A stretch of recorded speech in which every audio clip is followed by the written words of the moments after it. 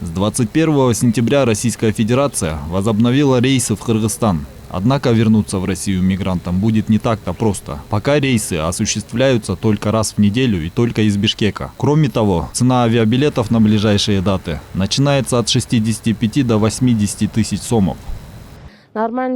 Я где-то неделю назад купила билет на 15 января.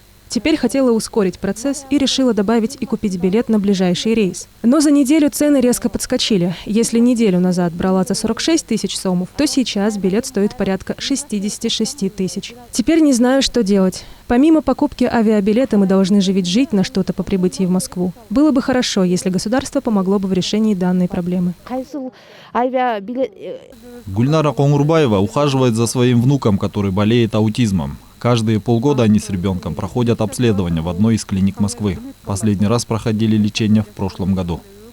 По идее, мы должны были полететь еще в июне, но из-за пандемии пришлось отложить. В декабре нужно уже быть там. Начиная с октября месяца приходим сюда. По нынешним расценкам туда и обратно 130 тысяч сомов выходит.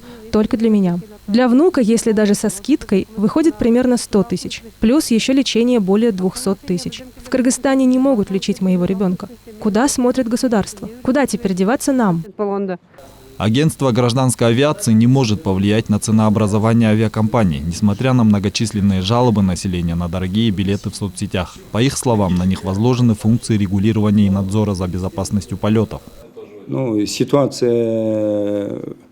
Ситуацию мы понимаем, как регулирующий орган.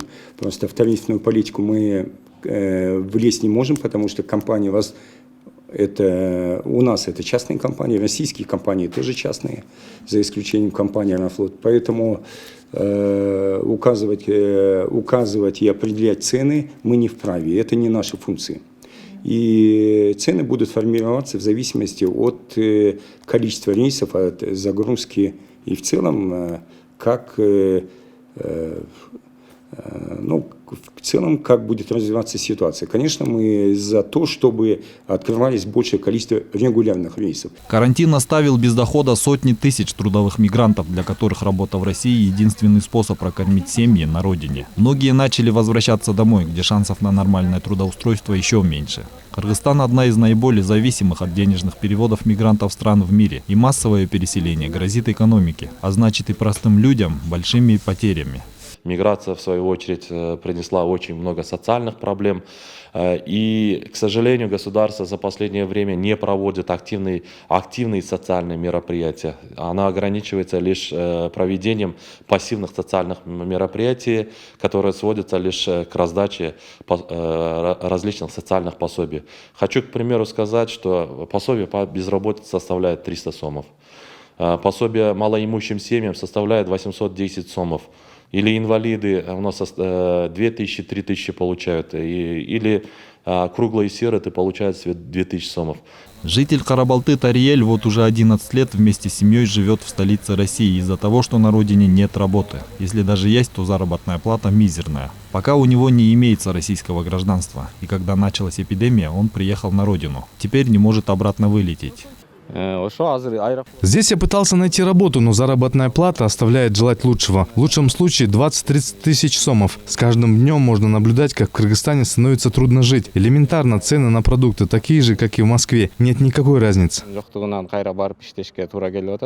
Зарабатывать в Россию едут в основном из сельской местности, где живет до 72% всего населения. По данным за 2019 год, пятая часть жителей страны находится за чертой бедности. И если бы не денежные переводы мигрантов, то по подсчетам Национального комитета статистики в крайней бедности жило бы более 30% населения. Мигранты – это самая большая составляющая часть, которую инвестирует наше государство. Они за год отправляют почти что 2 миллиарда долларов за год. И поэтому их надо, как зеницу ока, уже охранять или их права защищать.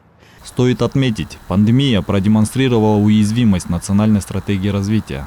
По данным кыргызского посольства в России, больше половины кыргызских мигрантов лишились работы, и часть из них были вынуждены вернуться домой. Уже сейчас в Кыргызстан только по официальным данным вернулось 10 тысяч граждан. Всего, по некоторым прогнозам, вернутся 100-200 тысяч человек, которым будет сложно трудоустроиться на родине, отмечают эксперты. Азамат Кенжешев, Алтынбек Саакиев, Нью ТВ.